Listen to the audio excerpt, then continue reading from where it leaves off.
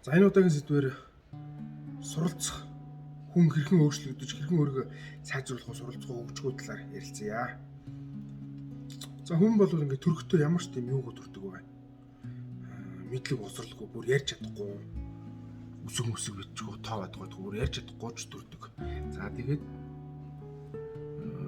аав ээжээсээ суралцаад ярьж сураад дараа нь тэгээд сургууль сураад уншиж бичиж сураад тоовод сураад дараа нь тэргийг өнцгөрлөж байгаа. Тэгээд их сургуультай мэргэжил олж аваад тэгээд мастер, бакалавр, доктор энэ төрөйг сурдаг байгаа. Тэгснийхэн дараа ажил дээр очиж ажлын байран дээр бас нэмж дадлага туршлага олж аваад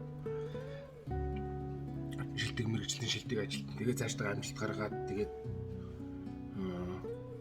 бас тухайн бүс нутгийнхаа ч юм уу улсынхаа ч юм уу дэлхийн шилдэг мэлдэг ажилтан болж хувирдаг байгаа. За тэгээд ер нь бол юм шууд тийм цэцэрлэг 10 жилийн сургууль дээд сургууль, их сургууль гэсэн ийм шатлалаар суралцдаг.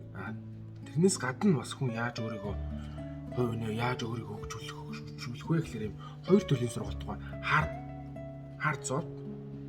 Hard skill, soft skill гэсэн хоёр hard soft гэдэг хоёр төрлийн одоо skill байгаа шүү. Hard гэдэг нь болохоор юу байгаа даа? Одоо програм хангамж, код бичиж сурах ч юм уу. За эсвэл одоо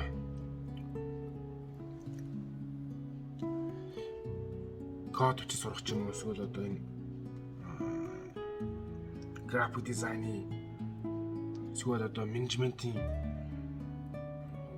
нарийн мэдлэгтэй одоо болох сурах ч юм уу. За энийг бол юм одоо нэг тийм академик мэргэжлийг олж авахыг одоо hard skill хэрсэтэй вэ гэдэг. За soft skill нь болохоор одоо өөрийгөө илэрхийлэх, багаар хамтарч ажиллах, төлөвлөх гэх мэт одоо нэг юм хувийн хөгжлийн одоо юм скиллүүдийг soft skill гэдэг. За эднэрийг бол аль алийг ингээд тийм насандаа ингээд суралцаад аль алинд ингээд сайжраа явж идэг баг. Зарим хүмүүнийх болохоор юм маш хөгшин ахмад мөртлөө ингээд бусдад хамтарч ажиллах, өөрийгөө илэрхийлэх чадвар хүртэл дороо байж идэг. За маш олон жил ажиллаж байгаа мөртлөө яг тийм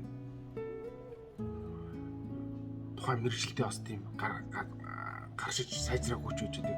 Залуу насндаа болохоор маш амжилт үзүүлж байгаа хүмүүс ч байдаг. За тэд нар бол илүү их өөрийгөө даачиж сурж байгаа хүмүүс байна гэсэн үг.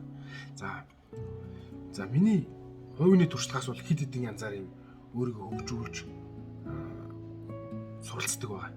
За эхнийх бол энэ дээр юм тийм курс хичээлүүд байна юм.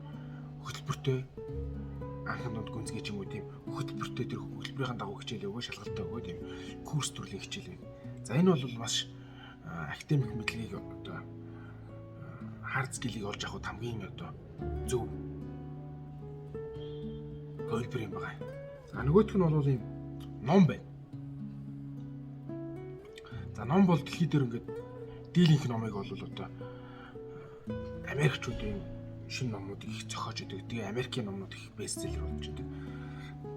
За тийм гол одоо сэтгэгчд одоо гол ийм шинэ салбар бүрийн одоо нийгмийн болон арил ухааны салбар бүрийн шинэ гоё номнуудыг хөвчлэн Америкийн номнууд байдаг байгаа. За тэр номуудыг уншиж хөгжих. За би бол ийм уран зохиолын ном бараг уншиж байгаагүй. За хөвчлэн одоо ийм философийн за тэгээ эдийн засгийн за тэгээ менежментийн, маркетингийн, хувь хүний хөгжлийн, сэтгэл зүйн чиглэлийн номнуудыг уншиж ирсэн байдаг байгаа. Бас юм шашны бас юм буддизм, христийн шашны номнуудыг уншиж байсан байгаа. Тэгээд ер нь одоо бол ингээ хөвчлэн хувь хүний хөгжлийн болон менежментийн номыг уншдаг байгаа. Гэхдээ ном уншихад нэг юм асуудлууд байна. Бага ухта ап маань бол ер нь маш их ном унших хэрэгтэй гэл тэр нөгөө дайн байн хинтэр гэл газар шороомаа хинтэр гэл амар зузаан номнуудыг унших хэрэгтэй. Ном өстой гоё ном бол ертөнцийг харах зон хүмүүс гэл. Тэгэхэд бол нэг тийм ном уншдаггүй ном баг эсрэгээрээ нэг тийм залхуутай хэцүү ажилласаг санагддаг гэж. Бүр хүнд ижил шиг санагддаг гэж. Одоо бол ингээ ном уншаад номын амт турсан номын давуу тал ашигыг ойлгочихлоор нэг тийм хүнээр уншуун шаардлагатай би бол одоо 7 хоногт нэг ном уншдаг байгаа. За тэгтээ номоо хэрхэн яаж сонгодог вэ гэвэл юм. За ийм аппликейшн байдаг байгаа. Одоо сурах гэдэг вебсайт байдаг байгаа. Тэн дээр ингээд ийм бүх юм дажгүй юм одоо нэг тренд бестселлер номнуудыг бүгдийг ингээд ийм товжилсон 20-30 минут болгоо товчлоод яриад өгсөн байдаг байгаа. Тэрийг урангуулаад товччихсан байдаг байгаа. Тэрийг уншаад за энэ ном юу н таалагдах нь болж гинөө над тэрхтээ ирэхгүй гэдэг тэр номыг эхлээд тэр номыг тэндээ хурангууг эхлэх үзчихдэг байна. Дараа нь тэгснийхэн дараа би за энэ ном таалагдчихвэл тэр номыг яг ингээд цаасаар нэг хийлж аваад эсвэл ингээд аудиогоор нотолдож аваад сонсдог. За ингэснээр яг тэр нөгөө нэг онцгой ном худалдаж авах мөнгөө дэмий өрөх эсвэл нөгөө хэрэггүй ном худалдаж аваа тийм өөр таалагдахгүй тохиромжгүй ном худалдаж аваад цагаа дэмий өрөхөөс сэргийлдэг байгаа. Тэгээ яг ингээд тийм эхэндээ бол ингээд тийм номыг их удаан уншдаг байсан бол сүүлдээ номыг хурдан уншдаг, хурдан сонсдог. Би сонсохдоо бүртэл ингээд тийм зарим номыг бол 2-ын хурдтай, 2x хурдтай, зарим номыг бол 1.5 хурдтай сонсдог байгаа. За Монголын одоо M+ гэдэг юм аппликейшн байдаг байгаа. Тэрний аудио уран зохиолын номоос бусд баг ихэнх номнуудыг бол тийм сонсоод дууссан байдаг байгаа. За тэгээ одоо Монгол дээрх аудио номнууд ер нь баг дууссан дөө. За тэгээд энэ хэвлэмэл номнуудыг бол M+-аас эсвэл юм хэвлэмэл номыг интернет дэлгүүрч юм уу цаас номоор эсвэл дижитал номыг бол уншиж байна. Тэгээд ингээд уншаад тахлаар юм ном уншихын давуу тал нь бол уншаад тахлаар нэг тийм тухайн үед номын мэдлэгийг шууд ашиглахгүй ч гэсэн дараа эзэний загт юм дараагийн ингээд юм ажилд амьдралд ингээд хэрэг тус болж идэг байгаа. Тэгээ бас дээрэс ном уншихад миний өмнө мэдж байгаа мэдлэгийг ингээд юм системтэй зэгцэлж гэж өгдөг байгаа. Тэр нэг тийм гоё давуу талтай байдаг байгаа. За ном унших бол маш хэрэгтэй. Дараагийн нэг миний өөрийгөө хөгжүүлдэг. За 3 дахь өөрийгөө хөгжүүлдэг зүйл нь юу вэ? За одоо ментор мундаг амжилттай явж байгаа залуучууд болон амжилттай явж байгаа дээд үеийнхнийхээ тэр лекц одоо подкаст нэвтрүүлэг нийтлэл энтрийг нь уншдаг сонсдог баг. За тэндээс бол яг нэг тийм тухайн үеийн харж байгаа өнцөг хандлага за тэр эндээс нэг тийм өчигөө академик мэдлэг авахгүй ч гэсэн бас эндээс бас өөрийн бодож байгаа бодлогоо харьцуулах, мэдлэгээ харьцуулах, мэдлэгээ эмэг цэгцэнд оруулах гэх мэт юм тэндээс ямар ч шин сод юм мэдээд авчдаг байгаа. Яг энэ хүн ийм илж энэ хүнээс ийм сурах гэдгийг анх бол мэдгүй. Ном уншихад бол анх эсвэл курс сургалтын суугаад бол за эндээс анх ийм мэдлэгийг авчна. Номоос бол анх бол эндээс ийм мэдлэгийг авчна гэж мэддэг бол лекцэн дээр бол яг за энэ хүнээс яг ийм мэдлэг олж байгаа гэдгийг бол мэддэггүй зүгээр ингээд тийм өгөөжтэй байх гэж суугаад үнэхээр бас тэндээс нэг тийм нэг чултгой юм олж авдаг байгаа. За дараагийн суралцах хэлбэр бол юм өөрийгөө хөгжүүлдэг хэлбэр бол ингээд өөрийн бодож байгаа сансан бүх ингээд тийм мэдж байгаа асуулт бэрхшээл шийдлүүдийг ингээд тийм өөрийн одоо оюун ухаантай ингэж юм бодож зэгцэж одоо бясалгаж одоо төвлөрч олон талаас нь бодож шинжилгээ хийж бас юм өөрийгөө хөгжүүлдэг байгаа. Гадна ер нь бол хэлбэр нь бол нэгтэл нь бол гадна талаас ахуйд бол курс хичээл, ном, лекц, сургалт гэж байгаа бол нөгөө талаас бол ингээд өөрийн дотоод мөн чанараа ингээд тийм өөрийн дотоод үглэн авсан мэдээлэл ингэж босруулж одоо яах вэ, ямар шийдэл байна, ямар гаргалгаа байна гэж бодож тунгаан бодож олон талаас нь бодож иж энэ шинэ шийдэл гаргаж шинэ арга зам босруулж ингэж өөрийгөө хөгжүүлж ингэж ажиллаж явдаг. За тэгээд тийм сурахад өөр баримтлах дадал зуршил юу вэ гэвэл ер нь бол нэг тийм тогтмол хэм маягтай байх хэрэгтэй. За би бол ерөөсөө нэг юм өглөө болгон нэг цаг.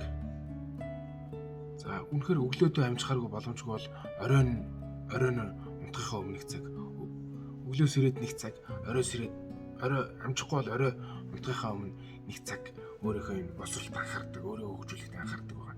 Ном уншдаг ч юм уу, сургалтын суудаг ч юм уу гэх мэтээр анхаардаг байгаа. Тэгээ одоо нэг давуу талтай нэг давуу тал нэг бол одоо технологийн дэвшил одоо энэ онлайнаар суралцах боломжтой болсон байна. Өглөө гүйж явахдаа ч юм уу, орой унтахынхаа өмнө гэртээ ч юм уу суралцах боломжтой болсон. Заавал танхимаар суралцаад ахалгүй ийм давуу талтай болсон учраас суралцахыг юм туршил болгох хэрэгтэй. Тэгээд яг өглөө болгон шүдэ угаадаг шиг, орой болгон шүдэ угаадаг шиг тийм өглөө болгон сурахтаа нэг цаг зарцуул, амжихгүй бол орой болгон оройдоо заавал нэг цаг, өөрөөр өдөрт нэг заавал нэг цаг өөртөө суралцах цаг гаргадаг баг. Тэгээд ингээр өөрөө ирэхгүй тийм дад зуршилтай болчихно. Тэр нэг тийм хэцүү зүйл. Одоо суралцахтаа өөртөө цаг гаргая гэдэг нэг хүчлээд авахгүй аяндаа тийм хийдэг зүйл болчихно.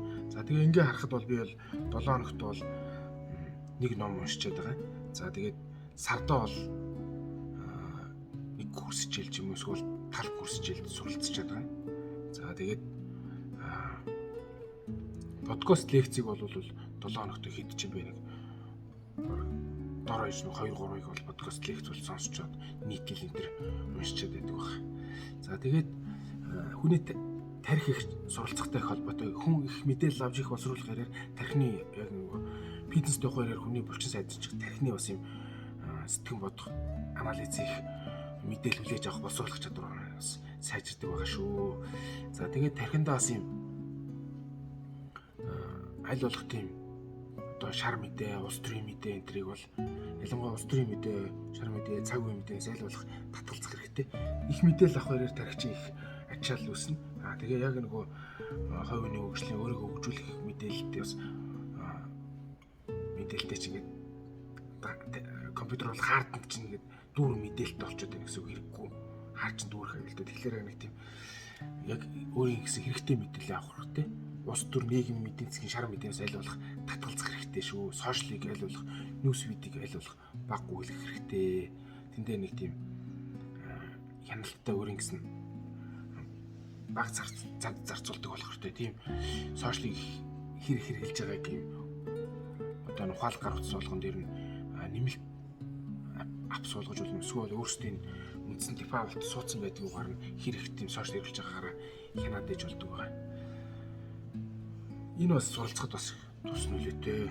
За тэгээд бас юм онлайнаар курс хичээл, лекц, хурангуй ном, за юм хэвлэлийн ном, дижитал ном сонсохоос гадна, үзэхээс гадна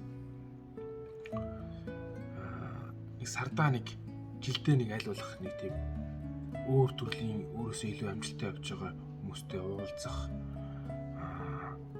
хурал, сургалтанд суух.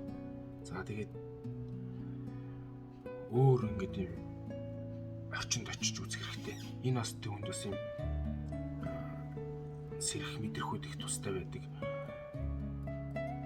Тэгээд ийм суралцах процесс ер нь бол ийм тасралтгүй өрнөж явах хэрэгтэй.